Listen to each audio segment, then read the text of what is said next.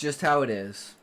Hi, I'm John Matthew Fox of Book Fox, and today we're talking about how to write place and setting in your novels. And what I'm going to do is I'm going to start at sort of the amateur level, and then each stage I'm going to escalate up and make it a little bit more difficult until finally, by the end of this video, we're going to be dealing with like super difficult techniques. Hang on until then. Hopefully you can handle those super difficult ones. So let's start off with the sort of the baseline, lowest level of writing setting. This is what a lot of writers do when they don't quite know yet how to write place or setting, and it's number one, a no place place.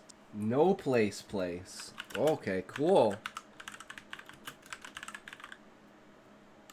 Interesting. Some writers write a story where it doesn't seem to be set in any location whatsoever. Sometimes this can be a setting like suburbia, which just feels sort of anonymous and cookie cutter and doesn't have any sort of individuality. A lot of times this is a place where the author lives because it's so familiar to them, they don't feel like they need to do all the work of introducing it to the readers because they know it so well already. Or sometimes a story starts in a very placeless place, like think about a motel room or a hotel room or something. It's really difficult to feel a sense of place in a place like that. It's sort of like the default anonymous place. So one solution if you're stuck at this beginning level is to treat the familiar like a frontier and sort of retrain your eye to notice things that you sort of took for granted. And a very quick example of how to take a placeless place and really transform it into a unique place would be a film like American Beauty. American Beauty is set in suburbia, which can be a difficult place to represent, but I always thought that the story starts on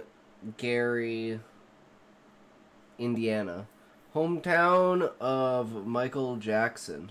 Ah. Well, mine starts in an office inside of a tree made out of crystal.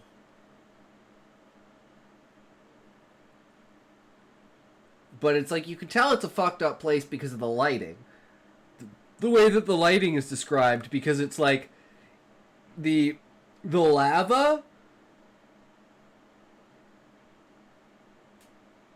like the light from the lava pierces through the tree, like, and bounces like a mirror. So the bottom part, when you look down, is like orange and pulsating, kind of like rippling lava, right? And then above you during the day is like a bright yellow-ish kind of hue. And then at night, it's kind of darker on the top and just like super orange on the bottom. But it's like you can tell some sort of natural lighting is being like used through the crystal. But it's still, I could see not really understanding the place. But that's kind of like the whole point of the beginning of the setting, right? For like a fantasy setting.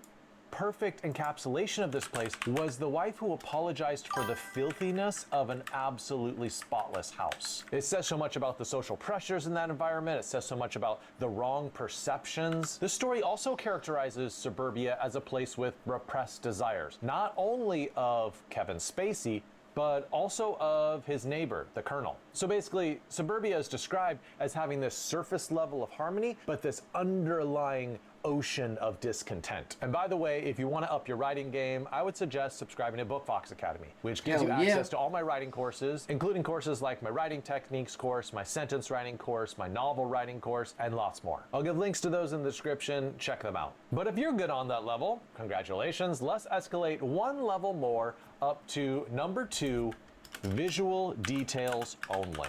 We humans are creatures that tend to over-rely upon our sight. And so, therefore, it makes sense that when we write novels, there's a lot of visuals in there. If we were dogs writing novels, probably 97% of the senses would be smell. The trouble with this setting in place is that it's just really kind of one-dimensional. You really have one sense out of 5. So a little test for you here. What I want you to do is go through, say, your first chapter and calculate the ratio of visuals to all the other senses. I would bet you like 80-90% of the senses in that first chapter probably are very visual, and you missed out on the richness of a lot of other senses. Another reason why... Well, there's touch. We have a lot of touch.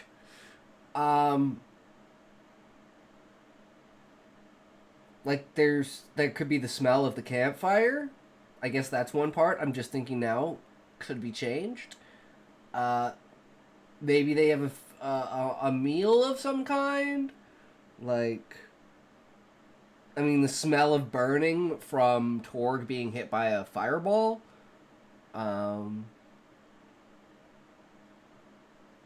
Smell of machinery. I mean, sound. There's a lot of sound, actually. Like, the sounds of the emerald weapon and, like, basically the characters chanting while they're casting and all that jazz. So yeah, I guess there may not be there, but there's great potential to be there. A lot of authors get stuck at sort of this elementary level of place and setting, is that they've watched a lot of movies. Movies are absolutely wonderful at visuals. They can do stuff with visuals that is very difficult for a book to pull off. So if you watch a lot of movies and television, which, come on, let's be honest, we all have, you are sort of importing that philosophy of the primacy of visuals into your book. But you're not making a film, right? You're writing a book. What are the senses that books can do really, really well? Think about it. Books are just naturally super good at tastes and smells. You can describe a scent in such detail that you can really make the reader smell it. You can describe a taste in such detail that the reader can really taste it. But maybe you're like, okay, John, I'm good at level 2. I use all 5 senses. I'm fantastic on that. Okay, well, let's climb up one level to level number 3.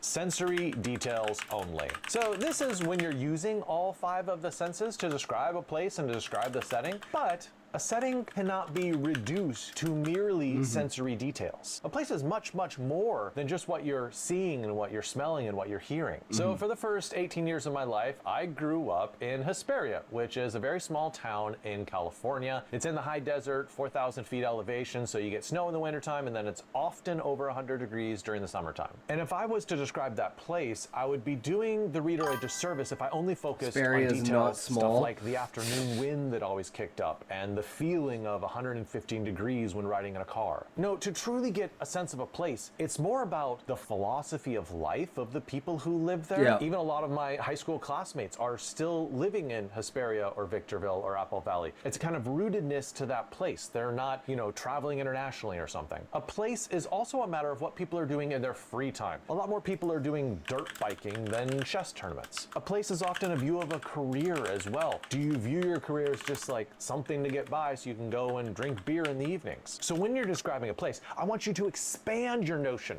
of how to really represent a place to the reader. So maybe you ace those first 3 levels of setting, thinking you're pretty great, you're thinking you got this. Well, not so fast. Let's go on to level number 4, and then, yeah, it's starting to get harder now. Overwhelming details. So if you did succeed at those first 3 levels, there is always a danger of going overboard and snowing the reader with so many details that they can't really see the storyline. This is when writers give so much information that a painter could paint it, or a film director could film it. I do think having an enormous wealth of details is sort of an older style. It harkens back to the old Dickens and Austen days. For instance, look at the beginning of Bleak House by Charles Dickens. He describes the mud, and he describes the smoke, and he describes the dogs, and he describes the fog. I mean, we are really getting a 360 panoramic of London in this very first opening chapter. In general, and I know this is a gigantic overgeneralization, but in general, I would say that exhaustively descriptive details of a place, it's kind of fallen out of favor in modern writing. I'm not saying you can't do it. Like, if that's really your style, there are readers out there who will absolutely love it. So, I mean, go for it.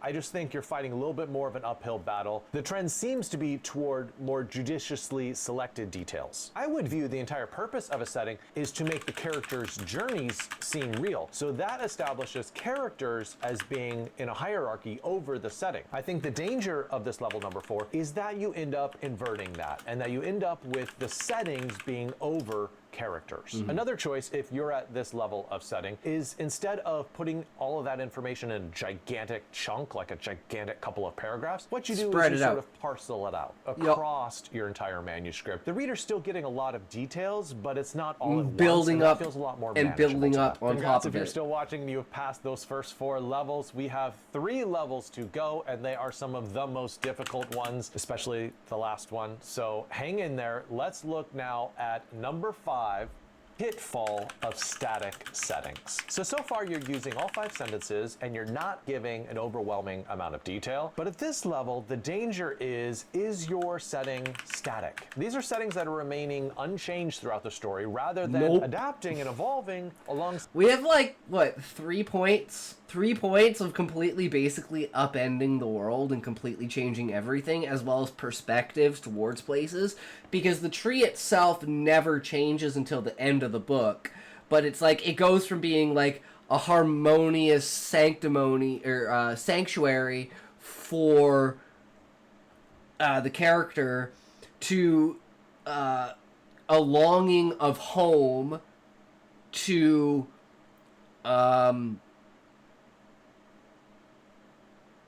absolute despair, and then becomes like the evil castle that you have to infiltrate and fight off, right? So it's like there are so many different views from the characters of how they see certain areas during the journey. So it's not just that the places themselves change, it's that the character's view towards them changes because of how the story has unraveled. So I think I have this one pretty good set as well. So like, damn guys, as long as we can put it all together, like this is the biggest problem, is like comparing how detailed it is in my mind versus what actually could be on page, right? That's where the amount of time that I've invested into the world building itself just allows these concepts to just basically appear out of thin air, because there's so much depth and inter-crossplay between the ideas and like interwovenness and shit. Side plot and character development. Let's look at a non-static scene example. In Cormac McCarthy's The Road, there's a pretty clear escalation of setting details. We start with very desolate highways, then we sort of level up to abandoned houses, then we level up to abandoned settlements, and then finally we reach what they've been going towards the whole time, which is the sea. The setting not only physically changes, but also deteriorates more as winter approaches. The weather conditions get worse, food gets scarcer, and the danger level increases. Now, if you're not doing a road trip type of story, you can still use this advice. You could stay with the exact same setting all along, but throughout the course of your novel, the characters realize new things about it. Charlotte Perkins Gilman has a very famous short story, you might have read it. It's called The Yellow Wallpaper. A woman is imprisoned inside a restroom to sort of help her recover, and over time, the room stays the same, but the yellow wallpaper, her perception of it changes. At first, she just finds it really ugly and irritating. Then she starts to see really weird patterns in it, like eyeballs and necks. Eventually she sees a whole woman trapped behind the wallpaper, struggling to get out. This whole time she's only been in one room, and yet the setting has changed pretty drastically over the course of the story. I hope you've been hitting home runs on those first 5 levels. Hell but yeah. now we're graduating to level 6. Setting that's disconnected from your plot. You could have described the most amazing setting in your book using a judicious amount of words and really put the reader in that place. But if it is not connected to the narrative, you haven't done your job. Ask yourself this question: could this story have taken... And we've already worked the settings down to a basic. Like, the only things we really have is that there has to be an adventurer's guild inside of the tree. And different branches of the tree at the highest point, because it's like an oak tree, so it grows to the top and then branches out from there, and then canopies. So if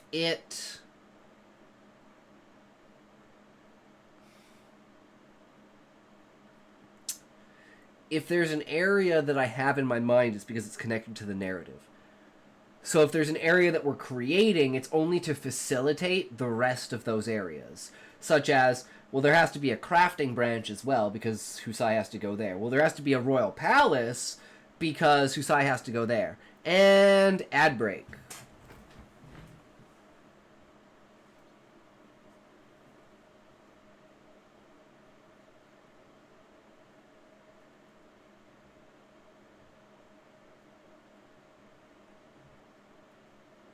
For all you real brothers out there!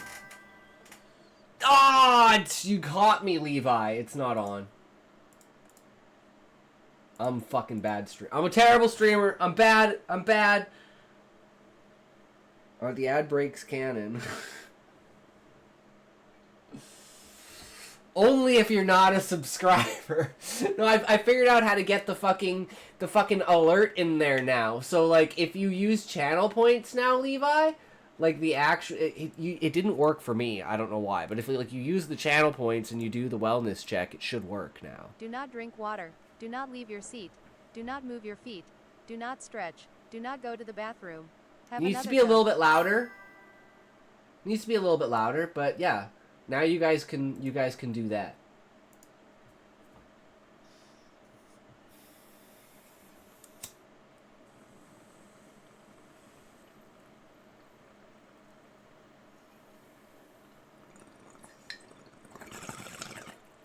Do not drink water. Do not leave your seat.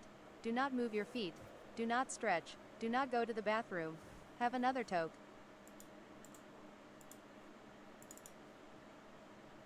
Bye-bye. Bye.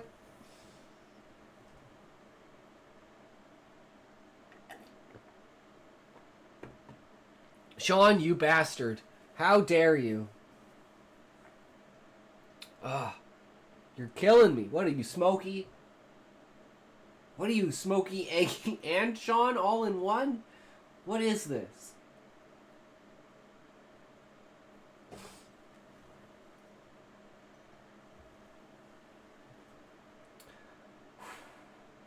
Okay, ad break's almost over, guys. Almost over.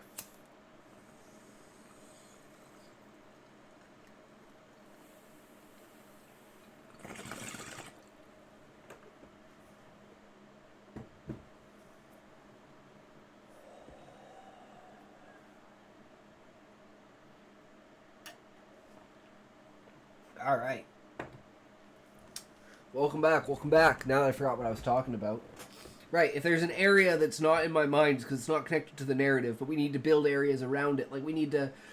there needs to be mining of some kind in order to get the material from the tree, right? So there needs to be all these things that are built up. But they're outside of the narrative, and you never have to really know about it to explain that it happened. It's the only way to keep my points down, though. Something like scatter all. And have my channel points scatter out to everyone else in chat. I don't know. Place anywhere else, and the main hinges of the plot would still pretty So you could waste your points on like emotes, Sean. I could change the price of that if you want, actually.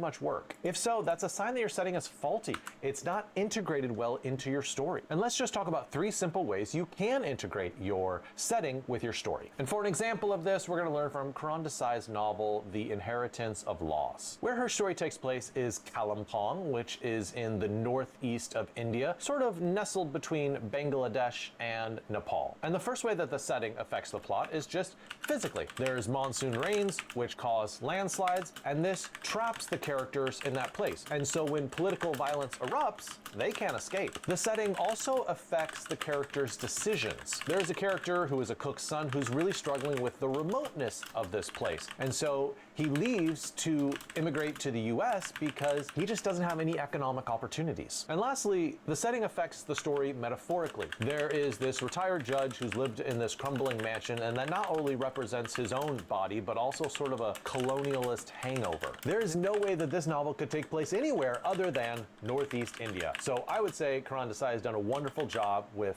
place. So if you've gotten this far and you're still like, hey, I'm good, congrats. You're at like the 95th percentile of writers writing setting. But I do think there is one We're just last putting it step into that place, will and that's vault just for you up to things the we've upper thought of, echelon right? of writing. Again, it's like, it's no spectacular feat that 16 to 18 years of lore accumulated.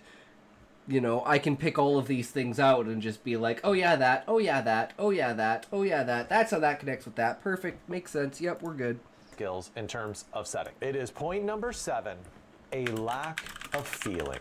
So much of a place is a sense of a place, a feeling about a certain place. Think of your childhood home, draw a floor plan of that place, and then mark the places where significant events happen. You probably have a huge emotional connection to that particular location. So listen, your characters really must have strong emotional feelings about a place. It's not enough for you to merely bring a place alive in your novel. No, you need to have characters feel things about it. Think about William Wallace in Braveheart. There is so much love he has for Scotland.